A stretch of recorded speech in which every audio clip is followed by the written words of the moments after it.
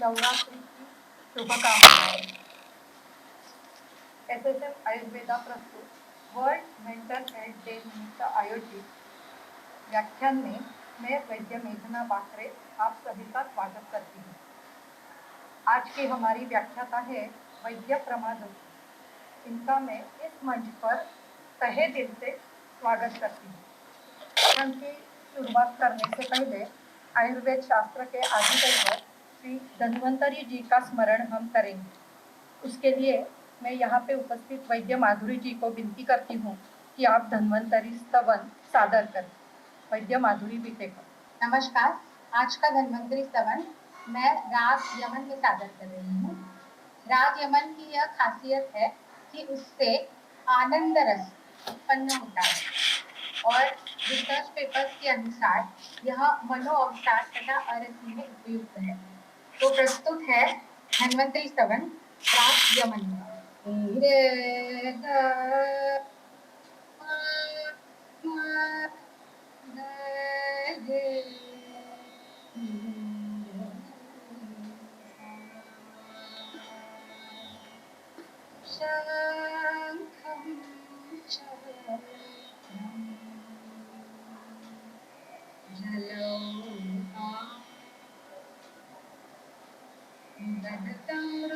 घटम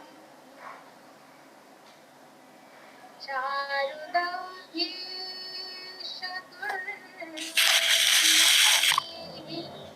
सूक्ष्म स्वच्छातिरुत्तपरि विलोसन मौलिमं भोजनेत्रम्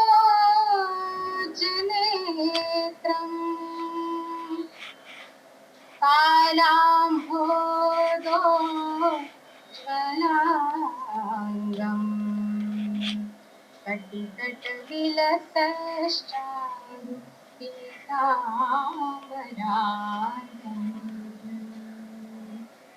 वन्दे धन्वन्तरिं तं निखिलगगन प्रौढदावाग्नीलम्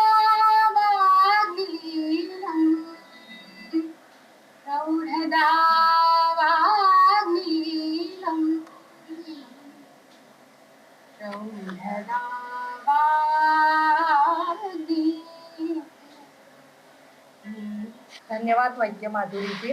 संत श्रेष्ठ कबीर जी का एक दोहा मैं इस मनोव्याख्यान के अवसर पर आपको सुनाना चाहती हूँ। कबहुक मन गगन ही चढ़े, कबहुक मन गगन ही चढ़े, कबहुक गिरे पाताल। मतलब कभी कभी मन गगन पर चढ़ जाता है तो कभी कभी पाताल में विचरण करता है। कबहु मन अनुमनई लगई, कबहु मन अनुमनई लगई, कबहु जाबई चाल। इसका मतलब है कभी कभी मन श्रेष्ठ तथा कनिष्ठ विचारों का अनुमान करता रहता है, उनका चिंतन करता रहता है, तो कभी कभी सांसारिक विषय में चला जाता है। इस तरीके से कबीर जी के समान अनेक कवियों ने, ग्रंथकारों ने, कथाकारों ने मन के विविध विषयों पर अपने अपने विचार रखे हैं, जो कभी प्रत्यक्ष दिखाई नहीं देता है।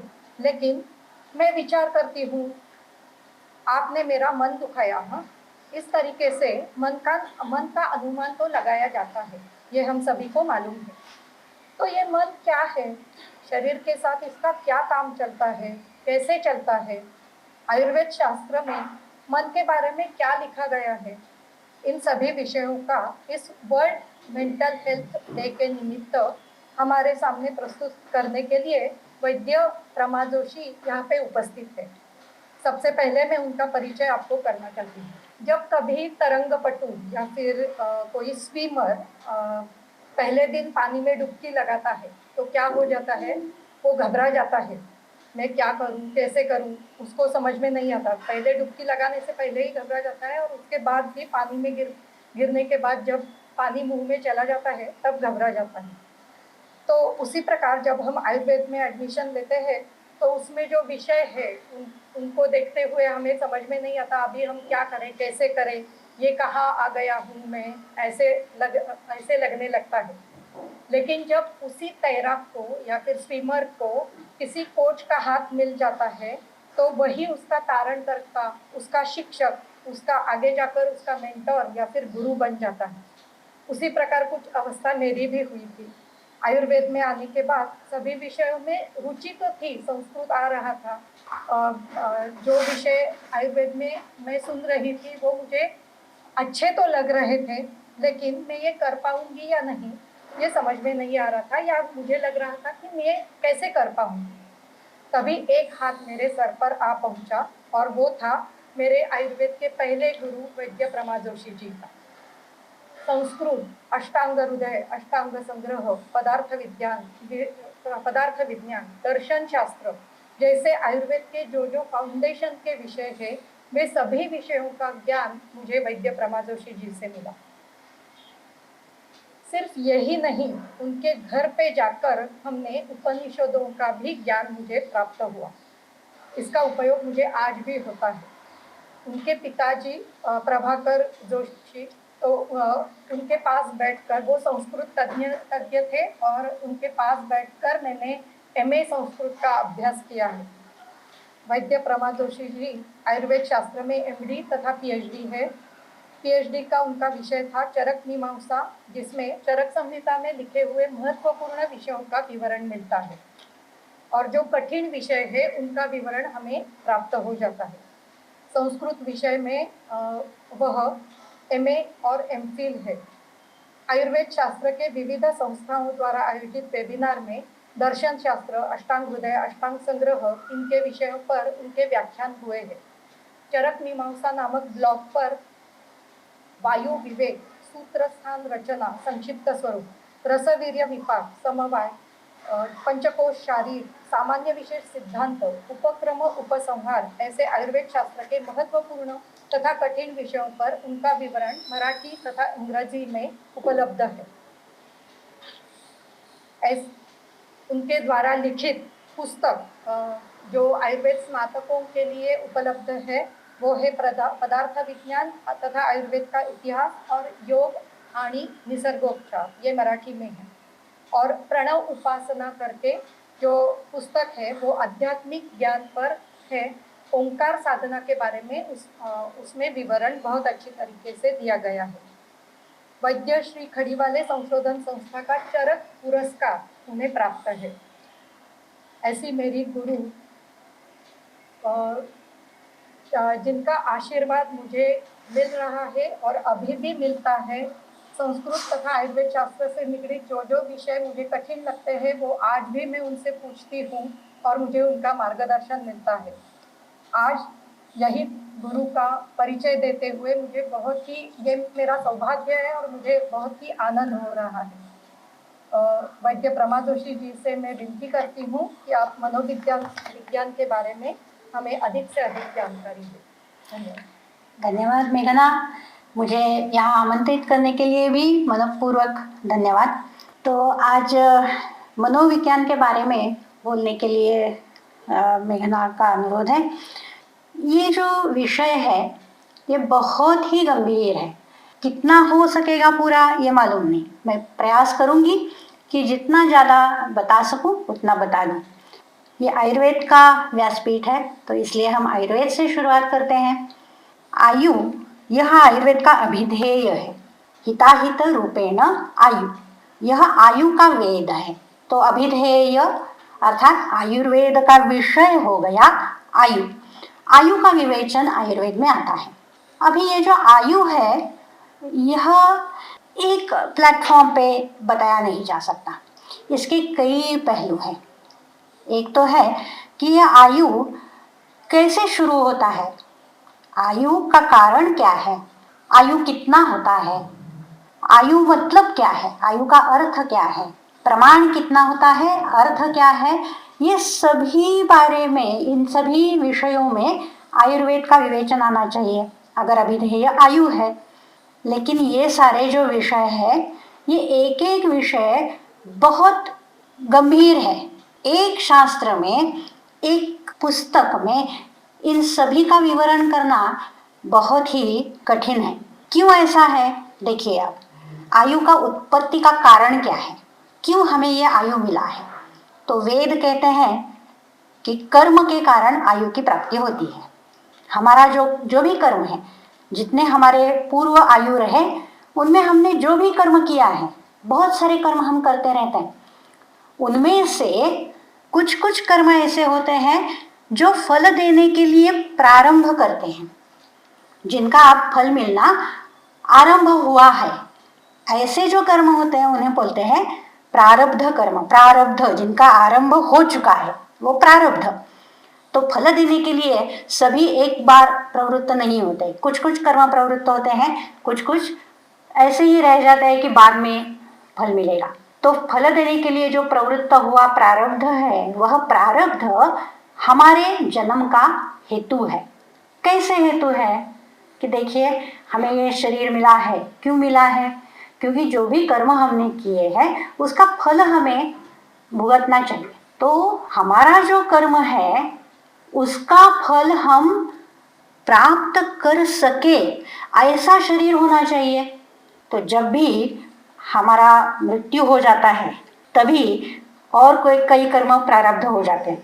तो उस प्रारब्ध के अनुसार वो जो जीवात्मा वो ढूंढने लगता है कि देखो अब ये प्रारब्ध है, इसका फल जहाँ मिल सके ऐसा शुक्र शोणित संयोग चुनना है।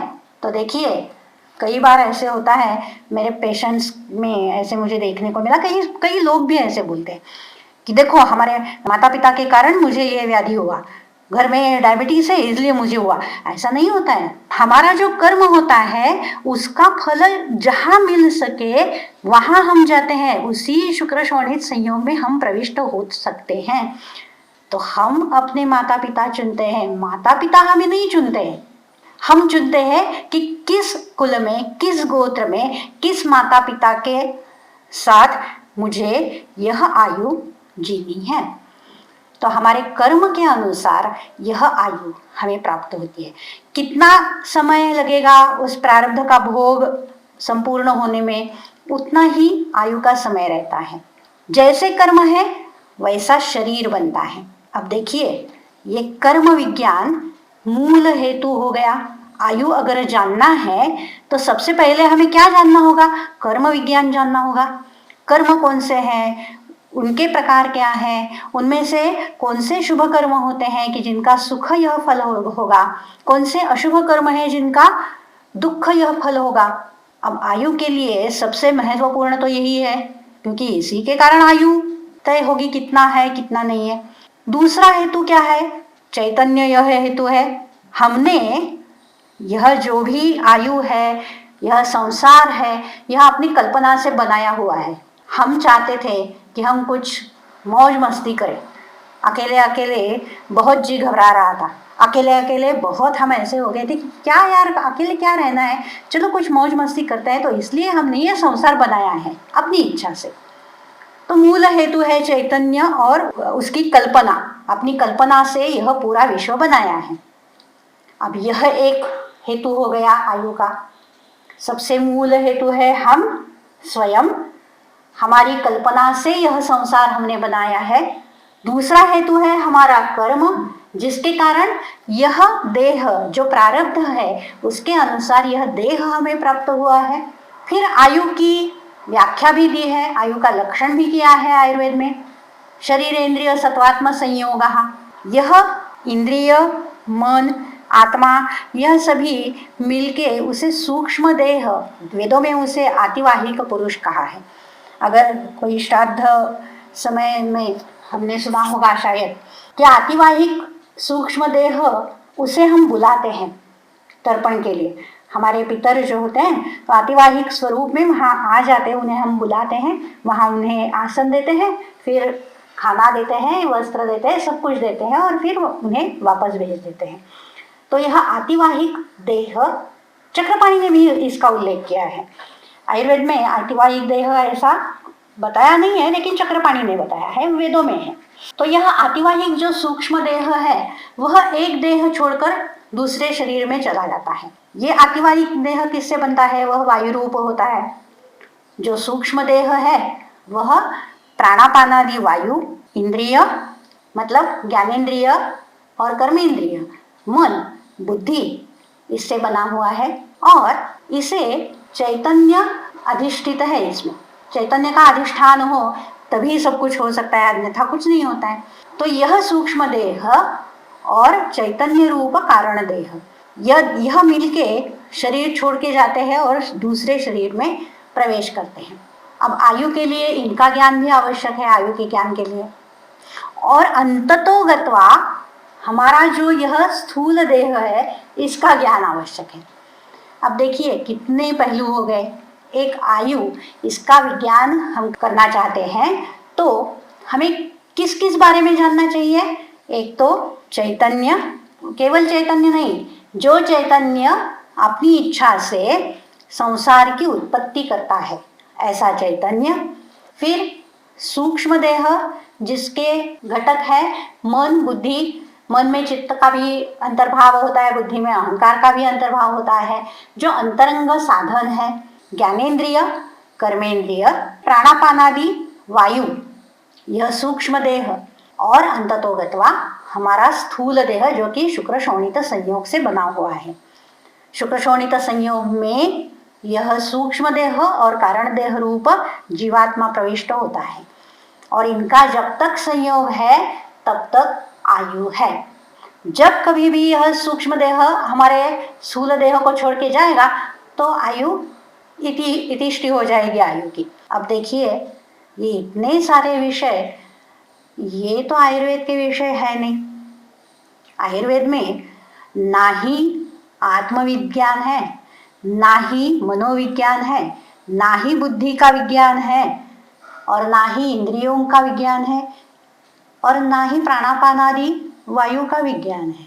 किसी का भी विज्ञान आयुर्वेद में नहीं है। अब आप कहेंगे कि क्या बोल रही है मैडम, हमने आयुर्वेद पढ़ा है और आयुर्वेद में ये सब बताया है। अच्छा, बताया है, चलो देखते हैं क्या क्या बताया है, क्या नहीं बताया है। बृहत्त्रयी वायु से शुरुआत करते हैं, प्राणापानादि वायु। तो इनका स्वरूप जो है ना, प्राणापानादि वायु, इनका स्वरूप ना ही सुश्रुत में बताया है, ना ही वाग्भट ने बताया है। कुछ भी नहीं कहा उसके बारे में, बिल्कुल कुछ नहीं कहा। वाग्भट में तो कुछ भी नहीं। वाग्भट में it's total practical book. Practically तुम्हें क्या करना है, बस अपनी प्रैक्टिस चलाओ। टोटल प्रैक्टिकल बुक है।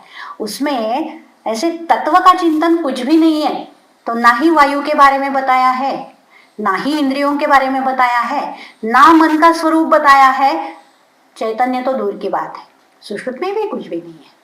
थोड़ा बहुत कुछ जो है वह चरक में आता है। चरक संहिता में वायु का विज्ञान आता है कि वायु का स्वरूप क्या है।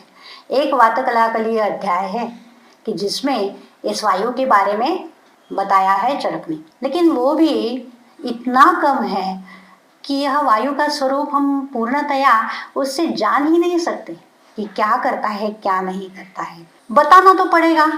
क्यों बताना पड़ेगा? आयु यह अभिधेय है, तो आयु के विषय में जो भी आएगा वो सब बताना पड़ेगा। क्यों? अगर नहीं बताया तो न्यूनता दोष आ जाता है। आयु अगर अभिधेय है, लेकिन देखिए जो अभिधेय होता है वह प्रयोजन हो, वही तात्पर्य हो, ऐसा नहीं होता है। ग्रंथ की निर्मिति किसी प्रयोजन से होती है, शास्त्र की निर्मिति किसी प्रयोजन। ग्रंथ और शास्त्र समानार्थी शब्द है। शास्त्र या ग्रंथ जो होता है वह किसी प्रयोजन के लिए लिखा जाता है। ऐसे ही नहीं कि कुछ भी ऐसे सभी कंपाइलेशन कर दिया, यहाँ का कुछ वहाँ का कुछ वहाँ का कुछ, ये कंपाइलेशन नहीं होता है। हर एक शास्त्र का एक प्रयोजन होता है। जो आयुर्वेद का प्रयोजन आप सभी जानते हैं, धातु साम्य क्रिया। धातु साम्य यह प्रयोजन है, उसके लिए चिकित्सा करनी है, यही प्रयोजन है। इसी के लिए तो आयुर्वेद की प्रवृत्ति है। आपने चरक संहिता का पहला अध्याय सूत्रस्थान का पढ़ा है सभी ने। तो क्यों आयुर्वेद के लिए ऋषिगण प्रवृत्त हुए? आयुर्वेद की प्रवृत्ति निमित्त आयुर्वेद का क्या है? कि ऐसे हुआ कि सभी तपश्चर्या कर रहे थे, चतुर्विध पुरुषार्थ की साधना में लगे थे और बीच में ही रोग हो गए।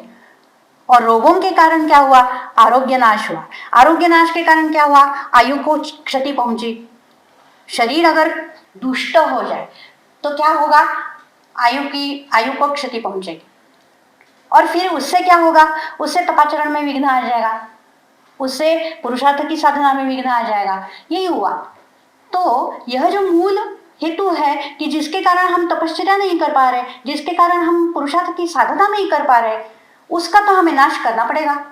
इसलिए ऋषि इंद्र के पास गए आयुर्वेद लाने के लिए। तो देखिए, प्रयोजन प्रवृत्ति निमित्त क्या हुआ, शारीर व्याधि वो उत्पन्न हो गए, इसलिए आयुर्वेद की आवश्यकता उत्पन्न हुई। आयुर्वेद का ज्ञान चाहिए, यह आवश्यकता उत्पन्न हो गई।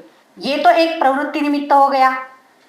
दूसरा यह होता है कि ग्रंथ का तात्पर्य जो होता है वो कहाँ होता है। वो तात्पर्य ऐसा होता है कि अन्य किसी भी प्रमाण से जो उपलब्ध नहीं होता, उसी शास्त्र के उसी ग्रंथ के अध्ययन से जो प्राप्त हो जाएगा, वह उस ग्रंथ का तात्पर्य होता है। अब देखिए, मनोविज्ञान, आत्मविज्ञान, कर्म विज्ञान, ये सब आवश्यक है, हमने देखा। यह जो है कर्म विज्ञान, कि जिस कर्म का शुभ फल हो उस कर्म का अशुभ फल है, यह जो विषय है वह धर्म ज्ञान का विषय है। उसके लिए स्मृति ग्रंथ है, धर्मसूत्र है, पूर्व मीमांसा है, यह सभी कर्म का विवेचन करने वाले शास्त्र उपलब्ध हैं। तो जो दूसरे ने कुछ बताया है वह मैं क्यों बताऊं? उसके लिए शास्त्र की क्या ऐसे आवश्यकता पड़ी कि ये जानना चाहिए कि कहीं से भी तो लाना चाहिए, है शास्त्र उपलब्ध। उसके अनुसार ही तो पुरुषार्थ की सिद्धि के लिए वो सभी लगे थे। तो धर्म विज्ञान तो अस्तित्व में था। आत्मविज्ञान, उसके लिए वेदांत है, गीता यह स्मृति है, वेद है, स्मृति हो गई, तो आत्मविज्ञान भी उपलब्ध है। मनोविज्ञान के लिए अध्यात्म शास्त्र वेदांत वही है, दर्शन शास्त्र भी है, पातंजलि योग सूत्र है, तो वह भी आयुर्वेद का विषय नहीं हो सकता। जो किसी भी अन्य प्रमाण से उपलब्ध नहीं होता, उसी शास्त्र से जिसका ज्ञान हो सकता है, वह उस शास्त्र का तात्पर्य होता है। तो ऐसा क्या रह गया अब आयु के बारे में? शरीर रह गया, पांचभौतिक शरीर, केवल और केवल पांचभौतिक शरीर, और कुछ नहीं। आत्मविज्ञान नहीं, कर्म विज्ञान नहीं, मनोविज्ञान नहीं, बुद्धि का विज्ञान नहीं, प्राण का विज्ञान नहीं, ये सभी उपनिषदों के विषय है। बुद्धि, मन, प्राण सभी उपनिषदों के विषय हैं। बाकी रहा केवल पांचभौतिक शरीर, जो शुक्र शोणित संयोग से बनता है। तो आयु के बारे में अगर हमें जानना है तो यही एक बाकी था कि जिसके बारे में जानते नहीं थे, और उसी में प्रॉब्लम हो गई, उसी में समस्या निर्माण हो गई कि रोग हो गए। इसलिए उन रोगों का विनाश कैसे किया जाए, अनुत्पत्ति कैसे हो, इसका ज्ञान लेने के लिए भरद्वाज, चरक संहिता के अनुसार भरद्वाज मुनि इंद्र के पास गए। यह तो कथा है उपोद्घात की। अब देखते हैं कि ग्रंथ में क्या है। ग्रंथ में तो ऐसे होता है कि जिसका अध्ययन करने से प्रयोजन सिद्ध होता हो वही शास्त्र अच्छा है। अगर मैंने कहा कि मेरा यह पुस्तक आप पढ़ लो, ये पढ़ने के बाद अगर इसका अनुष्ठान आप करेंगी तो आपको धन की प्राप्ति होगी, और वो पढ़ने से, उसका अनुष्ठान करने से अगर धन प्राप्ति नहीं हो रही है तो उस पुस्तक का अर्थ ही क्या है? जिस ग्रंथ में जो प्रयोजन बताया है वह प्रयोजन उस ग्रंथ के पाठ, अवबोध और अनुष्ठान से सिद्ध हो जाना चाहिए, तभी वह ग्रंथ अर्थपूर्ण होता है। अब आयुर्वेद का प्रयोजन क्या है? धातु साम्य। तो आयुर्वेद के अध्ययन से कौन से धातुओं का साम्य प्रस्थापित हो जाता है? पाठ, अवबोध, अनुष्ठान करने से कौन से धातुओं का साम्य प्रस्थापित हो जाएगा? चलो हम देखते हैं। आयुर्वेद में त्रिदंड पुरुष बताया है, आत्मा, मन और शरीर। तो त्रिदंड में रोगों का अधिष्ठान कौन सा है? आत्मा को तो रोग हो नहीं सकते, वह निर्विकार है, उसमें विकार होना संभव नहीं है। तो उसमें तो विकार नहीं होंगे, वो तो अधिष्ठान है ही नहीं, अधिकरण है ही नहीं आत्मा हमारे शास्त्र का। रोगाधिकरण सिर्फ दो है, मन और शरीर। मन को व्याधि हो सकते हैं, शरीर को व्याधि हो सकते हैं। अच्छा, तो मन के दोष कौन से हैं? रज और तम, यह मन के दोष है। शरीर के दोष कौन से हैं? वात, पित्त, कफ, यह शरीर के दोष है। अब इनमें से कौन से दोषों की चिकित्सा आयुर्वेद से होगी? आयुर्वेद में वात, पित्त और कफ, इनका विस्तार से वर्णन है। उनके प्रकार है, उनके कार्य है, कहाँ से कैसे उन्हें पोषण मिलता है, कैसे उनमें विकृति आ जाती है, विकृत हो गए तो क्या करेंगे, कैसे एक साथ आएंगे, कहाँ कोई दुष्टि करेंगे, शरीर में कहाँ कुछ वैगुण्य हो जाएगा, फिर कैसे व्याधि उत्पन्न हो जाएगा, यह पूरा विवेचन आयुर्वेद में आता है। ऐसे रजतम का विवेचन तो है नहीं कि रजत की दृष्टि कहाँ से होती है, किस कारण होती है, तम की दृष्टि किस कारण होती है, फिर वह कैसे सम्मिलित होते हैं और उनके कारण कौन सा व्याधि कैसे उत्पन्न हो जाता है। यह संप्राप्ति यथा दुष्टेन दोषेण यथा चानु विसर्पता, कैसे दुष्ट हो गया, शरीर में कहाँ विसर्पण उसका हो गया, फिर व्याधि का जन्म कैसे हुआ स्थान संशय के बाद। यह ऐसे रजतम का तो कुछ है नहीं, आयुर्वेद में कुछ भी नहीं है। अब देखते हैं चिकित्सा, शोधन और शमन, वमन विरेचन बस्ती नस्य रक्त मोक्षण। इससे रज का शोधन होता है या तम का शोधन होता है। ना बस्ती से रजतम का शोधन होगा, ना वमन से, ना विरेचन से, ना नस्य से, ना रक्त मोक्षण से। इनसे शोधन होता है वात पित्त कफ का, इन रजतम का तो बिल्कुल ही नहीं होता है। अब शमन चिकित्सा देखिए, शमन चिकित्सा जो है आतप, वात, दीपन, पाचन, इन सभी की भी कार्य शक्ति कहाँ पे है, इनकी क्रिया, इनसे चिकित्सा हम किसकी करते हैं, इनसे हम वात पित्त कफ की ही क्रिया करेंगे, वात पित्त कफ की ही चिकित्सा करेंगे, ना कि रजो और तम की। क्या आतप में बैठने से रजतम कम हो जाएगा? क्या वायु सेवन से रजतम कम हो जाएगा? कैसे रजतम की चिकित्सा होगी? इनसे रजतम की चिकित्सा तो नहीं होती है। षड उपक्रम में से कौन सा उपक्रम ऐसा है जो रजतम की चिकित्सा करे? बिल्कुल ही एक भी नहीं है जो रजतम की चिकित्सा करे। ना कोई शोधन, ना कोई शमन रजतम की चिकित्सा करता है। ना रज का विवेचन है, ना तम का विवेचन है, ना ही सत्वरूप गुण का विवेचन है, धातु का विवेचन है। विवेचन है तो केवल शारीर दोष धातु और मल का विवेचन है। दोष धातु मला मूलम ही शरीरम, यहीं से शुरुआत है। सत्व रज तमो मूलम मनहा, ऐसा तो कुछ है नहीं, ना सत्व का विवेचन, ना रज का, ना तम का। तो मनोविज्ञान यह आयुर्वेद का अधिकरण, अधिकार, विषय नहीं है। हम मन की चिकित्सा आयुर्वेद के आधार से नहीं कर सकते, आयुर्वेद की सहायता से नहीं कर सकते। ना हम मन जान सकते हैं और ना ही उसकी चिकित्सा कर सकते हैं, ना उसका व्याधि जान सकते हैं। फिर मनोविज्ञान है भी आयुर्वेद में या नहीं है? वैसे तो बताया है मन के बारे में, कुछ भी नहीं बताया ये तो संभव नहीं है। जैसे मैंने बताया कि अगर कुछ बताया नहीं तो न्यूनता दोष आ जाता है। चरक संहिता जो है वह काय चिकित्सा प्रधान ग्रंथ है, ये तो हम सभी जानते हैं। उसमें कई अध्याय ऐसे हैं जो अन्य अंगों का विवरण करते हैं। कैसे? त्रिमर्मीय अध्याय है, द्विव्रणीय है, विष चिकित्सा है, योनि व्यापद है, जाति सूत्रीय है, कि जिसमें शल्य चिकित्सा का वर्णन है। द्विव्रणीय में विषतंत्र का विवेचन है। सुश्रुत संहिता में तो पूरा कल्पस्थान है जिसमें विष का विवेचन है।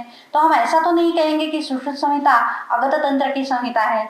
हम ऐसा नहीं कहेंगे कि चरक संहिता द्विव्रणीय अध्याय के कारण शल्य तंत्र की संहिता है। वह तो काय चिकित्सा प्रधान, प्रधान यह शब्द महत्वपूर्ण है, जिसमें प्रधानतया काय चिकित्सा का विवेचन है। अब आयुर्वेद का ग्रंथ है तो आयुर्वेद के सभी अंगों का विवेचन सारांश से होना ही चाहिए, नहीं तो न्यूनता दोष आ जाता है। तो संक्षिप्त वर्णन तो आ ही जाएगा। अष्टांग का संक्षिप्त वर्णन चरक संहिता में होना ही चाहिए। सुश्रुत संहिता में भी शालाक्य का विवेचन है, तो सुश्रुत संहिता कोई शालाक्य तंत्र की संहिता नहीं है, शल्य तंत्र की संहिता है। सभी अंगों का संक्षिप्त वर्णन आना चाहिए, तभी आयुर्वेद का ग्रंथ परिपूर्ण हो जाएगा, न्यूनता दोष नहीं आएगा। लेकिन एक चिकित्सा, एक अंग प्रधानतया वर्णित है। अब हमारे पास बाकी अंगों के ग्रंथ तो है नहीं, ना रसायन का है, ना वाजीकरण का है, ना गृह चिकित्सा का है। काश्यप संहिता थोड़ा बाल चिकित्सा थोड़ी प्राप्त है। बाकी अंगों का तो विवेचन हमारे पास उपलब्ध ही नहीं है। हमें काम चलाना पड़ता है यह बृहत्त्रयी और काश्यप संहिता, इन्हीं के आधार। काश्यप संहिता में गृह चिकित्सा कुछ आती है बाल चिकित्सा के अनुरोध से। तो इतना संक्षिप्त अन्य अंगों का विवरण हमारे पास उपलब्ध है। फिर भी हम ये नहीं कहेंगे कि चरक संहिता रसायन तंत्र का ग्रंथ है, ये नहीं कहेंगे वाजीकरण तंत्र का ग्रंथ है, जबकि हमारी पूरी की पूरी रसायन चिकित्सा चरक संहिता और सुश्रुत संहिता के आधार से ही चलेगी। और कुछ है नहीं हमारे पास, रसायन का कोई ग्रंथ तो है नहीं हमारे पास। और यह संक्षिप्त विवेचन करते हुए शास्त्रकार भी बताते हैं कि पराधिकार जो होता है उनमें हम विस्तरोक्ति नहीं करेंगे। चरक चिकित्सा 26वां जो अध्याय है वहाँ चरक स्पष्ट रूपतया बताता है पराधिकारेषु न विस्तरोक्ति शस्ता, इसलिए हम वहाँ प्रयास नहीं करेंगे बनाने के लिए। गुल्म का तो आप जानते ही है, चरक में बताया है तत्र धन्वंतरीयाणाम अधिकारक क्रियाविधौ, लेकिन संक्षेप में तो कहेंगे। क्यों कहेंगे? न्यूनता दोष ना आ जाए इसलिए कहेंगे। उसी प्रकार से आत्मविज्ञान का भी विवेचन चरक संहिता में शारीर स्थान में आया है। ये शारीर, यह स्थान जो है इसी के लिए है, शरीर की उत्पत्ति। तो अनुत्पत्ति कैसे हो? उत्पत्ति का विवेचन है तो अनुत्पत्ति का भी है, तो इसलिए मोक्ष प्राप्ति कैसे हो सकती है। एक अध्याय है लोक पुरुष साम्य और थोड़ा विवेचन है जो पहले अध्याय में कतिधा पुरुष है।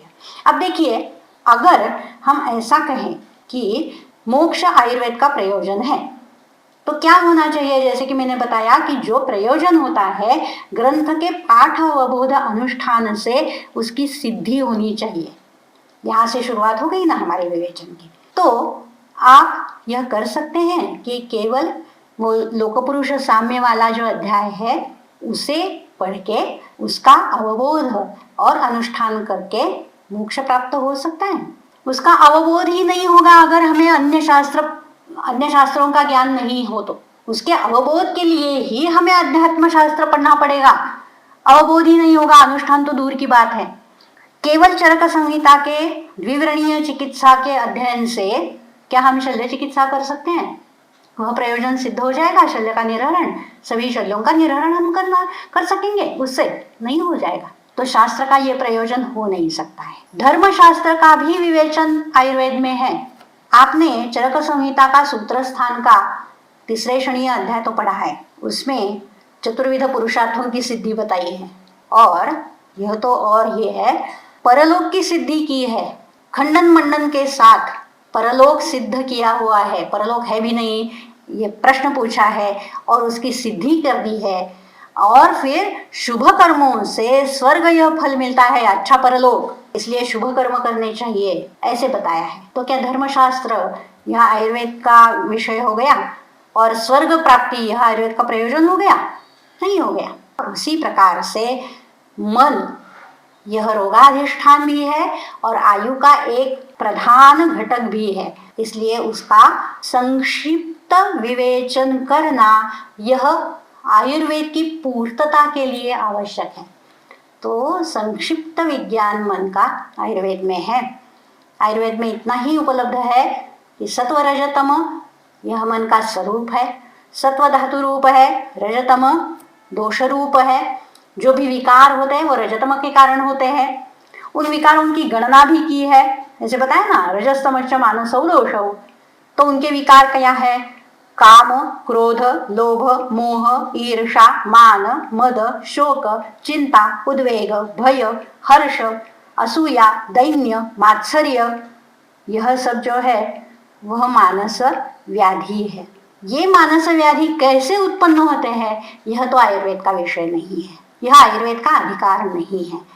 और आयुर्वेद की जो भी चिकित्सा आयुर्वेद में बताई है उसकी सहायता से हम इनकी चिकित्सा नहीं कर सकते हैं। विवेचन और भी है, क्या है कि मन के दोषों के कारण शारीर दोषों की उत्पत्ति हो जाती है।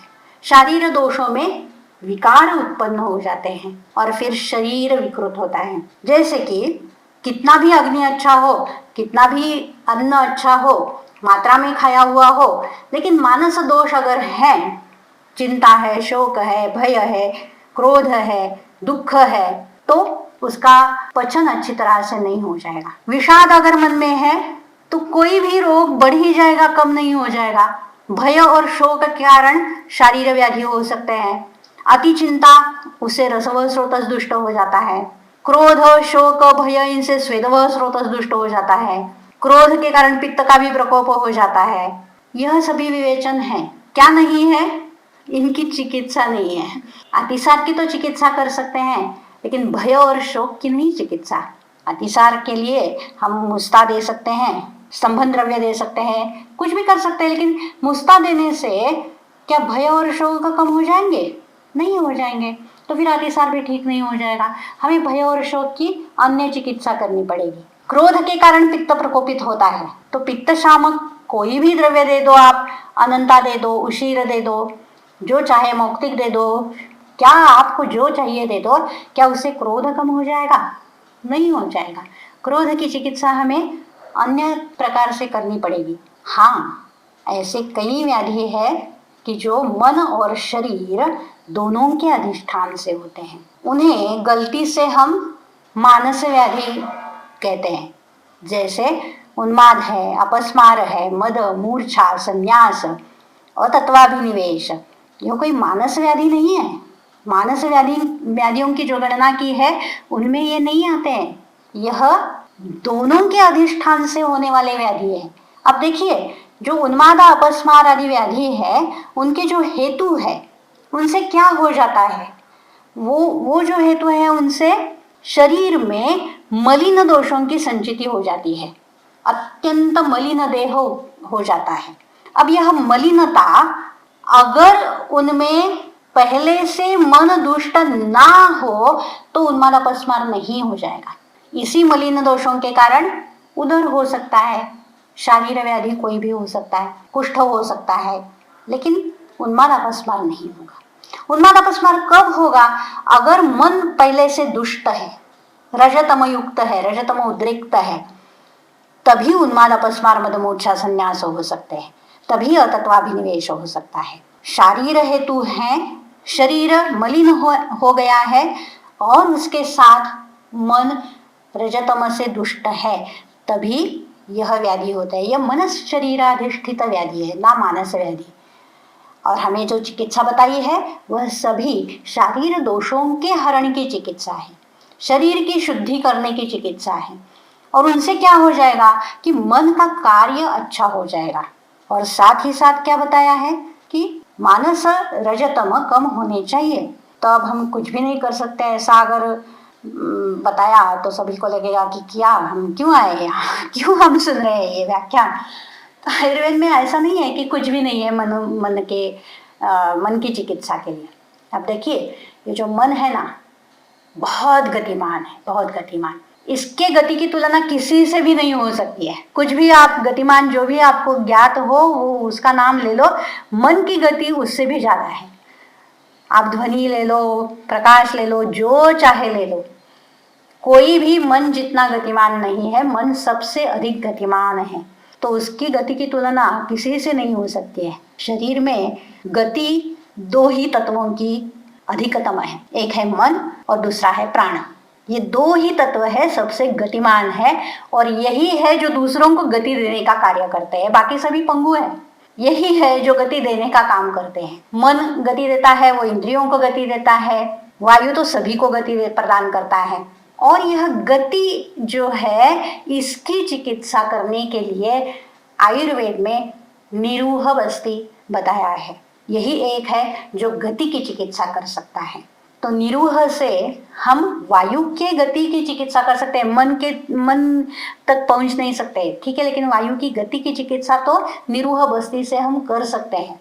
वायु की गति अनुलोम कर सकते हैं। और यह मन जो है वो वायु से अत्यंत निगड़ित है, अत्यंत। तो वायु की चिकित्सा होने से मन की चिकित्सा हो जाएगी। वायु की चिकित्सा, गति की चिकित्सा। मैं ये जो वायु बोल रही हूँ वह प्राणापानादि वायु के बारे में बोल रही हूँ, अधोवात ऊर्ध्ववात के बारे में नहीं बोल रही हूँ। यह दो अलग अलग वायु शरीर में है। तो यह दो स्वरूप के वायु है शरीर में। मैं यहाँ अधोवात ऊर्ध्ववात या फिर हम निश्वास उच्छ्वास जो करते हैं उस वायु की बात नहीं कर रही हूँ। मैं बोल रही हूँ प्राणापानादि वायु के बारे में। उनकी चिकित्सा निरूह है, गति की चिकित्सा है, और उनका मन से अत्यंत निकटतम संबंध है। तो अगर उनकी चिकित्सा हम करें, उनका अनुलोमन हम करें, तो हम मन तक पहुंच सकते हैं और मन की गति कुछ ना कुछ अल्प रूप में तो हम कंट्रोल कर सकते हैं। यह एक हमारे पास साधन है। दूसरा जो साधन है वह है रसायन। जैसे अपस्मार में बताया है कि रसायन अगर नहीं किया तो अपस्मार की चिकित्सा पूर्ण नहीं होगी। तो रसायन यह चिकित्सा ऐसी है जो हमें वायु, मन और बुद्धि इनका कार्य सुचारू रूप से शरीर में कैसे हो, इसके लिए कुछ तो क्षमता प्रदान करती है। फिर भी वह मन की या वायु की या बुद्धि की चिकित्सा नहीं है।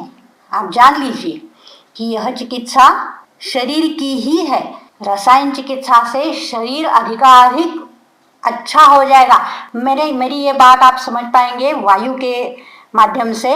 वायु का प्रकोप, प्राणापानादि जो वायु है, उनके प्रकोप के दो ही हेतु बताए हैं। एक तो है धातुक्षय, दूसरा है मार्गावरोध। तो अगर इस वायु की चिकित्सा हमें करनी है तो हम क्या करेंगे?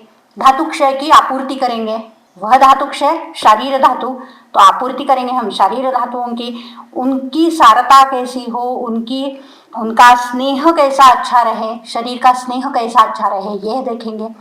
दूसरा देखेंगे कि कहीं तो गति को अवरोध है, दोषों का होगा, कुछ भी होगा, वो हम निकालेंगे।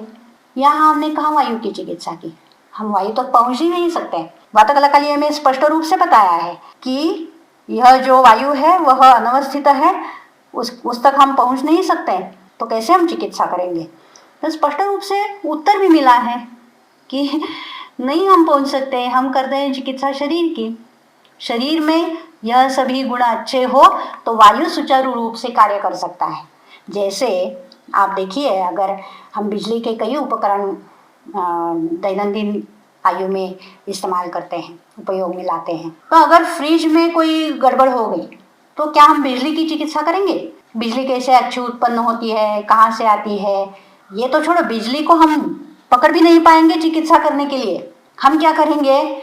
हम अपना फ्रिज दुरुस्त करेंगे। हम जो उपकरण है जिसके माध्यम से हम बिजली का उपयोग करते हैं, उस उपकरण को अच्छा करेंगे। उपकरण अच्छा होगा तो बिजली वहाँ काम अच्छा करेगी। इसी प्रकार हमारा ये जो उपकरण है भोग का, वह शरीर है, पांचभौतिक देह, वह अच्छा हो तो वायु, मन, बुद्धि सुचारू रूप से कार्य कर पाते हैं। हम शरीर अच्छा कर सकते हैं रसायन चिकित्सा से, इतना अच्छा कि मन अधिकाधिक कार्य अच्छे प्रकार से कर सके, बुद्धि का अधिकाधिक कार्य अच्छी तरह से व्यक्त हो सके, वायु अधिकाधिक अच्छी तरह से शरीर में कार्य कर सके। इतना अच्छा शरीर हम रसायन चिकित्सा से बना सकते हैं। पंचभौतिक है रसायन चिकित्सा, तो पंचभौतिक देह पर ही काम करेगी और कहीं नहीं जाएगी। ये दो साधन है हमारे पास। एक है निरूह जो गति की चिकित्सा है, और दूसरा है रसायन जो अधिकाधिक उत्कृष्ट देह उत्पन्न करने का साधन है।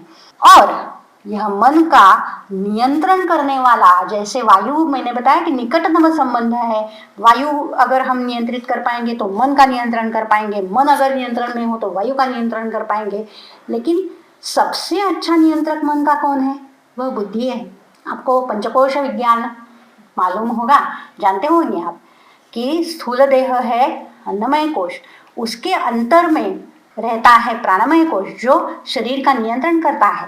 वायुस्तंत्र यंत्र धरा, वही सभी चेष्टाओं का प्रवर्तक है, नियंत्रक है। उसके अभ्यंतर मन है जो वायु और शरीर का नियंत्रण करता है। देखिए, शरीर से मन का नियंत्रण नहीं होगा, वायु शरीर का नियंत्रण करता है, मन वायु और शरीर का नियंत्रण करता है, मन से शरीर नियंत्रित होता है। देखिए, आप कभी भी आप इतने पेशेंट्स देखते हैं, मैंने कई बार यह अनुभव किया है। पेशेंट्स पूछते हैं, मेरी उम्र के हो, अभी 60 साल के हो, ऐसे उन्हें जाना होता है बद्रीनाथ केदारनाथ, और बोलते हैं हमारे घुटनों में दर्द है, यहाँ ये होता है, वहाँ वो होता है। तो मैं उनसे कहती हूँ कि देखिए, इसके लिए मैं आपको दवा देती हूँ, एक्स्ट्रा पोटेंट दवा, एकदम कार्यकारी। आप जाइए, बस पहले दिन से ये दवा शुरू कीजिए, अपने यात्रा के आरंभ दिन आपकी यात्रा बहुत अच्छी हो जाएगी। और आप वापस आ जाएंगे तब तक आपको कुछ भी नहीं होने वाला। यह मेरा दायित्व है, आपको कुछ नहीं हो जाएगा। दवा तो मैं कोई ऐसी पोटेंट दवा नहीं देती हूँ जो हर रोज की रोजमर्रा की दवा वही दे देती हूँ, लेकिन वो जब जाते हैं तो उन्हें कुछ भी नहीं हुआ होता है। पूरी यात्रा अच्छी तरह से निभाते हैं और वापस आ जाते हैं तो फिर से वही शुरू हो जाता है। ये सब क्या है? ये उनका मन शरीर को नियंत्रित करता है। मन में इतनी तीव्र इच्छा होती है कि नहीं, हमें दर्शन करना है, तो शरीर ठीक रहता है उतने दिन तक, और वापस आ जाने से वो चला गया। अभी दर्शन तो हो गया, अभी मन का नियंत्रण छूट गया, अभी हो गया, फिर से शरीर शुरू हो गया। मन शरीर को नियंत्रित करता है, शरीर अभ्यंतर नियंत्रण नहीं कर सकता है। इसी प्रकार से मन के आभ्यंतरतः बुद्धि मन का नियंत्रण करती है। तो दूसरा आयुर्वेद में जो साधन बताया है, यह पहले दो जो साधन मैंने बताए वो शरीर के माध्यम से है, ये दूसरा मैं साधन बता रही हूँ वो बुद्धि के माध्यम से है। जो मन की चिकित्सा कर सकता है वह है सद्वृत्त। सद्वृत्त यह बुद्धि के आरोग्य के लिए आचरण है। आचरण से ही बुद्धि का नियंत्रण होता है। अच्छा आचरण यह बुद्धि का नियंत्रक है, और अच्छे आचरण से, सद्वृत्त से मन की शुद्धि या मन का नियंत्रण हो सकता है। तो सद्वृत्त यह मन के और बुद्धि के आरोग्य के लिए अत्यावश्यक है। उसकी चिकित्सा सद्वृत्त से मन की चिकित्सा हो सकती है। और उसके अभ्यंतर है कारण देह, आनंदमय कोश, जो सभी कोशों का नियंत्रण करता है। तो नैष्ठिकी चिकित्सा, अध्यात्म विज्ञान, यही तो बताया है ना चिकित्सा में। मनोविज्ञान जो भी आयुर्वेद में है, मन की चिकित्सा कैसे करेंगे? वो अध्यात्म विज्ञान से होगी। अध्यात्म, आत्म के बारे में जानो तभी मन ठीक रहेगा। अध्यात्म विज्ञान यह मनोदोषों की चिकित्सा इस रूप में बताया है। मनोदोष हम अध्यात्म विज्ञान जानने से ठीक कर सकते हैं। तो क्या करेंगे? आचार हमारा अच्छा हो, आचरण अच्छा हो तो सद्वृत्त का पालन करना है। धी धैर्य, इससे सद्वृत्त के कारण धी अच्छी बनेगी, धैर्य रहेगा, बुद्धि के कारण मन का नियंत्रण हो जाएगा, और आत्मविज्ञान से बुद्धि, मन सभी का नियंत्रण हो जाएगा। ना ही नियंत्रण, अध्यात्म तो मनोनाश के लिए प्रवृत्त है। ये मन जो है ना बहुत चंचल है, बहुत चंचल, एक जगह रहता ही नहीं है। जैसे कि मेघना मैडम ने बताया कबीर का दोहा, हाँ, कभी गगन में जाएगा, कभी भूतल पाताल में चला जाएगा। कब जाएगा हमें पता भी नहीं चलता है। हमें ऐसे लगता है इस क्षण तो हम यहाँ हैं, लेकिन उसी एक क्षण में जितने भी सूक्ष्म अंश है उतने सूक्ष्म अंशों में मन 10 जगह आ जाता है। इतना गतिमान, इतना चंचल, एक जगह रहेगा ही नहीं। और बना कैसे है? तो बना है ना, इतने उसमें चित्र विचित्र संस्कार है। अब ये संस्कार कहाँ से आ गया? संस्कार क्या है? आपने फोटोशॉप देखा होगा, करते भी होंगे फोटोशॉप से कुछ कुछ। नहीं भी जानते हो तो फोटोशॉप नाम तो सुना है, और उससे हम क्या क्या देखते हैं, क्या क्या कर सकते हैं, कितना डिस्टॉर्शन कर सकते हैं, कितना अच्छा कर सकते हैं, कितना बुरा कर सकते हैं।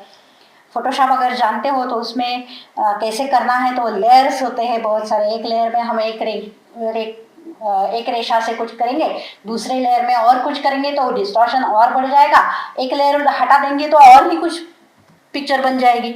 ऐसे जो भी हमने कई जन्म में कई कर्म किए हैं, कई हमारे कर्मों के फल निर्दिष्ट रूप में हैं, वो सभी कर्मों का एक फोटोशॉप, बड़ा सा फोटोशॉप है हमारा मन। कितने सारे लेयर्स, कितने सारे, यही संस्कार है। वासना या संस्कार इसे कहते हैं। जो भी कर्म हमने किए हैं, जो भी अनुभव है, वह सभी निर्दिष्ट रूप में मन में रहते हैं। और यह मन क्या करता है? मन विषय ग्रहण करता है और उस विषय का इन सभी के सहारे, इन सभी के सहायता से परीक्षण करता है। अब देखिए, विषय का परीक्षण किसकी सहायता से मन करने वाला है? फोटोशॉप की सहायता से करने वाला है। हाँ, तो मन का नहीं सुनना कभी भी, यह फोटोशॉप आचरण हो जाएगा हमारा। इन सभी सहायता से मन विषय का परीक्षण करेगा, यह हित है यह अहित है बताएगा, इसमें से कौन सा रंग है कौन सा नहीं है, कितने रंग है, यह सभी चित्रण करके वह बुद्धि के सामने रखता है। अच्छा है, कहीं तो कुछ तो कोई तो है कि ये जो फोटोशॉप है उसका सार निकालने वाली वो बुद्धि है। तो बुद्धि पूर्वक हमें काम करना है। बुद्धि निश्चय करती है कि ये जो मन ने किया है ना ये सही है या गलत है, इसमें से कौन सा सार है कौन सा असार है, यह ठीक है यह करना है, यह निश्चय जो है वह बुद्धि करती है। और बुद्धि पूर्वक जो हमारा आचरण होता है वह अच्छा आचरण रहता है। ये मन उसमें बहुत सारे रंग रंग देता है, कितने रंग हैं हमें पता भी नहीं है, क्योंकि हम नहीं जानते मन कहाँ है कौन सा है क्या है, कुछ नहीं जानते। यह वासना और संस्कार के साथ मन काम करता है, जो भी विषय ग्रहण हो उसका उसके साथ वह हमें अनुभव देता है। उसके बिना हमारा एक भी अनुभव नहीं होता है, चाहे वो शब्द हो स्पर्श हो रूप हो रस हो गंध हो, इन सभी से वह लिप्त अनुभव हमें देता है। केवल और केवल सांप्रत विषय का अनुभव हमें नहीं देता, मन नहीं देता, इन सभी के साथ लिप्त करके हमें अनुभव। आपको मालूम है कि निदान का जो ग्रंथ है मॉडर्न साइंस का, उसमें लिखा है कि आपके मन को जो मालूम नहीं है वो आप देख नहीं सकते।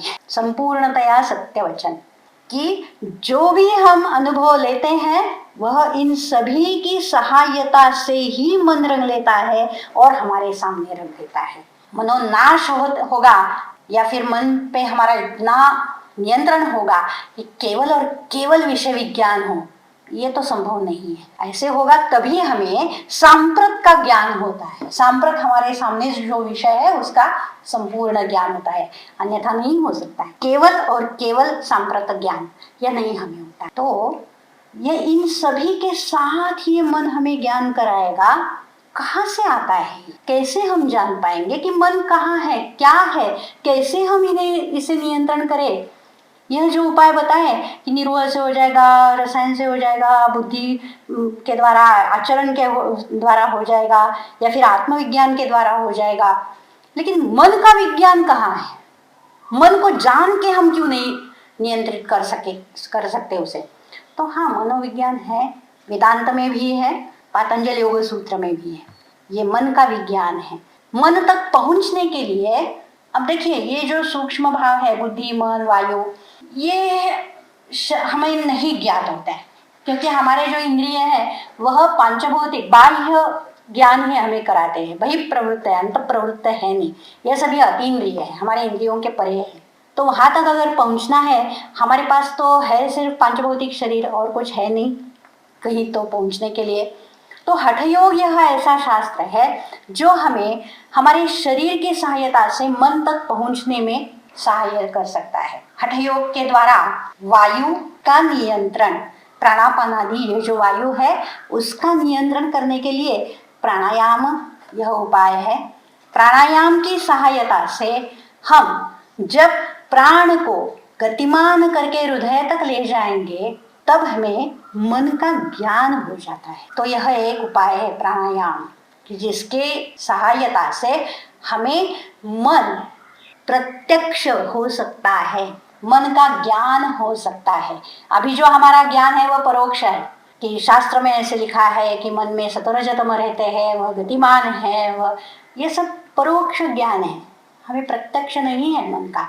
वो प्रत्यक्ष करने के लिए हमें वायु की सहायता के लिए हम शरीर के माध्यम से प्राण का नियंत्रण, प्राण को गतिमान करना है, मध्य नाड़ी में ले जाना है और हृदय तक ले जाना है, तभी हमें मन का प्रत्यक्ष हो जाता है। फिर हमें मन को पकड़ के एक जगह हम बिठा सकते हैं, उसे मन पकड़ सकते हैं। फिर तो उसके बाद पतंजलि योग सूत्र में धारणा ध्यान समाधि का विवेचन है।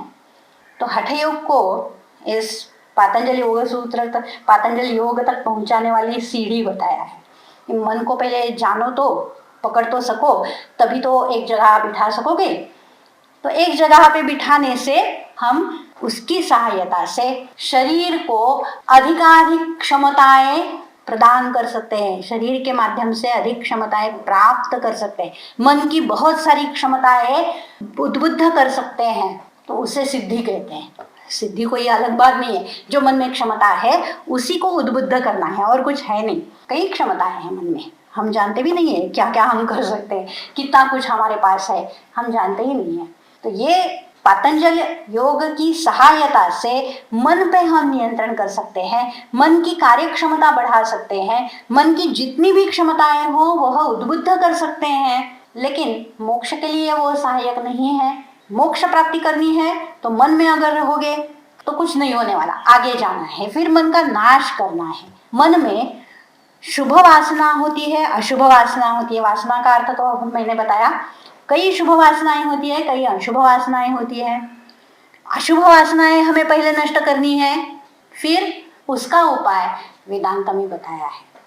कई शुभ वासना वो कौन सी होती है, ये उनके नाश का उपाय क्या है, वह सभी बताया है। आसुरी संपत्ति जो उपनिषदों में कई है, लेकिन उपनिषद का जो सार, जैसे चरक सुश्रुत का सार अष्टांग हृदय अष्टांग संग्रह है, उसी प्रकार से उपनिषदों का सार है गीता, स्मृति ग्रंथ है वो भगवत गीता। तो सार रूप में आसुरी संपत्ति का विवेचन भगवत गीता में है। वह अशुभ वासनाएं होती है, दंभो दर्पोभिमानश्च क्रोध पारुषमेव च, वह सभी आसुरी संपत्ति है।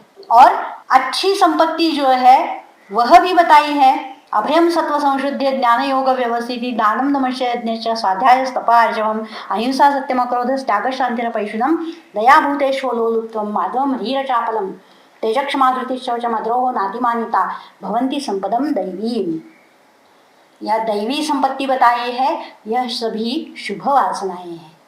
और आसुरी संपत्ति जो बताई है वह अशुभ वासनाएं हैं। 16वां अध्याय है भगवद गीता का, दैवासुर संपद विभाग योग। उनमें यह शुभ और अशुभ वासनाएं बताई हैं। वेदांत में अशुभ वासनाओं का नाश कैसे होगा, और रजतमो रूप दोष है, उनकी चिकित्सा है। अशुभ वासनाओं का नाश कैसे होगा, फिर शुभ वासना भी, उनका भी नाश करना है वेदांत में। अध्यात्म के लिए हमें नहीं करना है, ठीक है, चलो ना मत करो, लेकिन अध्यात्म शास्त्र में शुभ वासनाओं की सहायता से अशुभ वासनाओं का नाश कैसे करना है यह तो बताया है। यह तो हम चिकित्सा में ला सकते हैं। आप देखिए, मनोविज्ञान आयुर्वेद का अधिकार तो है नहीं, आयुर्वेद की सहायता से हम मन की चिकित्सा, मन का ज्ञान भी नहीं कर सकते, चिकित्सा तो बहुत दूर की बात है। जब मैं ये कहती हूँ कि मन, यह आयुर्वेद का अधिकार नहीं है, बहुत सारे लोग तो पहले गुस्सा हो जाते हैं, तो छोड़ दो गुस्सा फिर बोलते कि तो अधिकार नहीं है आयुर्वेद का, तो हम करेंगे ना करेंगे, करना चाहिए ना करना चाहिए, हमें करना नहीं चाहिए क्या? कर सकते हैं ना, कर सकते हैं। अगर कोई मुझसे पूछेगा कि पहले फर्स्ट BMS में एडमिट हुआ है, और अगर वो पूछेगा कि मैडम कल से मैं पंचकर्म का क्लिनिक खोल दूँ, क्या बताऊंगी मैं उसे? अभी नहीं, पहले जानो पंचकर्म क्या है, कैसे करते हैं, उसका अनुभव ले लो, तज्ञ वैद्यों के साथ काम करो, कोई भी गलती ना हो इस प्रकार से योग्य करो। और जब वह वैद्य कहेगा कि हाँ यह ठीक है, तुम्हें अब समझ में आया है कि पंचकर्म कैसे करते हैं कैसे नहीं करते हैं, तब जाके वो कर पाएगा। उसी प्रकार से मनोविज्ञान, मन क्या है वह जानना चाहिए, उसका रजतम का अधिष्ठान क्या है, उसकी चिकित्सा कैसी करनी है, उसके शास्त्र कौन से हैं, उन शास्त्रों का विस्तार पूर्वक ज्ञान कर लो, उस पे मास्टरी प्राप्त कर लो, तो आपकी योग्यता है, आप कर सकते हैं मानस चिकित्सा। किसने ना बोला है? जैसे हम औषधियों की सहायता से शारीरिक दोषों की चिकित्सा कर सकते हैं, हमें तो अधिकार है कि हम मानस दोषों की चिकित्सा करें। आयुर्वेद का अधिकार नहीं है, इसका अर्थ ये नहीं, अधिकार का मतलब यहाँ करने की क्षमता, ऐसा नहीं है मैं कर सकती हूँ या नहीं कर सकती हूँ, ये नहीं है। अधिकार इसका अर्थ होता है संदर्भ, किस संदर्भ में वह शास्त्र है, उस शास्त्र के अवबोध से, अनुष्ठान से क्या प्रयोजन सिद्ध हो सकता है। तो आयुर्वेद के अध्ययन अवबोध अनुष्ठान से शारीर धातु साम्य यह प्रयोजन सिद्ध हो सकता है। अगर हमें मानस धातु साम्य यह प्रयोजन सिद्ध करना है तो हम कर सकते हैं या नहीं, कैपेबिलिटी है या नहीं, कैपेबल है, कब कैपेबल हो जाएंगे, अगर हम मनोविज्ञान जाने, पतंजलि योग सूत्र है, अध्यात्म शास्त्र है, उसका परिपूर्ण ज्ञान होना चाहिए। जैसे पंचकर्म हमें परिपूर्णतया आनी चाहिए, उसी प्रकार से मनोविज्ञान आना चाहिए। तब उसके सहायता से हम बिल्कुल मनोविज्ञान की सहायता से, मतलब पतंजलि योग सूत्र, वेदांत, इनके ज्ञान से मानस दोषों की चिकित्सा करने के लिए बिल्कुल सक्षम हो जाएंगे। बहुत कुछ सुनाया मैंने आज के लिए, ये मेरे ख्याल से ये बहुत कुछ हो गया। आपके अगर कुछ प्रश्न हो तो आप निशंकतया पूछिएगा। नमस्ते। एक प्रश्न आया है, सिर्फ उन्होंने ऐसे पूछा है कि मेध्य रसायन etcetera don't directly influence vijnanam, they work on sharir level and indirectly बुद्धि मेधा are affected. Is it right? हाँ बिल्कुल, हाँ, जैसे कि मैंने बताया, नहीं बताया कि धर्म विज्ञान है तो स्मृति ग्रंथों की सहायता से हम स्वर्ग प्राप्ति कर सकते हैं, तो धर्म की सहायता से हम अच्छा आयु प्राप्त कर सकते हैं। आयु का एक अंग है आयु, यह प्रधान उद्देश्य है। सहायता किसकी है? धर्म की है। आयु यह प्रधान उद्देश्य है। आयुर्वेद की सहायता से हम अच्छा शरीर उत्पन्न कर सकते हैं। अच्छा शरीर होने के कारण हमें आयु की प्राप्ति होती है। आयु यह प्रधान प्रयोजन नहीं है आयुर्वेद का, धातु साम्य यह प्रयोजन है। धातु साम्य के द्वारा हम आयु की प्राप्ति कर सकते हैं। उसी प्रकार यह जो मेघ रसायन है वह क्या करते हैं? शरीर में ऐसी क्षमता उत्पन्न करते हैं कि बुद्धि का अधिकाधिक उत्कृष्ट कार्य उस शरीर में अभिव्यक्त हो। इसी की सहायता से हमें मेधावर्धन होता है। मेधा, बुद्धि, मन, इस पे कोई पांचभौतिक द्रव्य कार्य नहीं करता है, वायु पे नहीं करता है। अंतर तो छोड़ ही दीजिए आप। मेरा भी उसी प्रकार का प्रश्न है। तो ये उन्माद अपस्मार में जो महाकल्याण घृत, पंचगव्य घृत या फिर शिरोधारा अभ्यंग, ये जो जब हम करते हैं पेशेंट के ऊपर, तो हमें दिखाई देता है कि क्रोध, भय, शोक ये कुछ लेवल पे तो कम हो गया है ऐसे। तो वो भी मतलब मन की गति पे काम करता है, दोषों पर काम करता है, कैसे काम मतलब जो अभी आपने बताया वही है या कुछ अलग? देखिए, मैंने दो स्तरों पे विवेचन किया। अब देखिए, हम जब चिकित्सा करते हैं ना, तो क्या आप सभी को ऐसे लगता है कि हम इतने अच्छे वैद्य हैं कि हमें निदान बहुत अच्छा आता है और हमारी चिकित्सा तो ऐसे रामबाण है कि कोई भी रोग हम ठीक कर सकते हैं? बिल्कुल नहीं। मैं तो समझती हूँ मैं तो वैद्य हूँ, बिल्कुल वैद्य हूँ।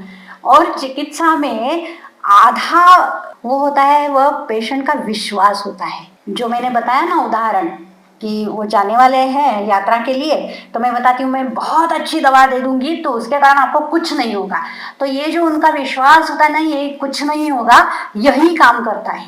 तो जब हम शिरोधारा करते हैं, ये सब करते हैं, तो कार्य तो होगा शारीर दोषों पे, गति पे कार्य होगा, शारीर दोष, शारीर धातुओं पे कार्य होता है। और उसके कारण, उसके साथ यह जो बुद्धि है कि ये जानती है कि हम चिकित्सा कर रहे हैं और उससे ये कम हो जाएगा, तो बुद्धि के द्वारा मन शांत होता है। बुद्धि के अलावा किसी की भी क्षमता नहीं है कि मन को शांत करे, किसी की नहीं है।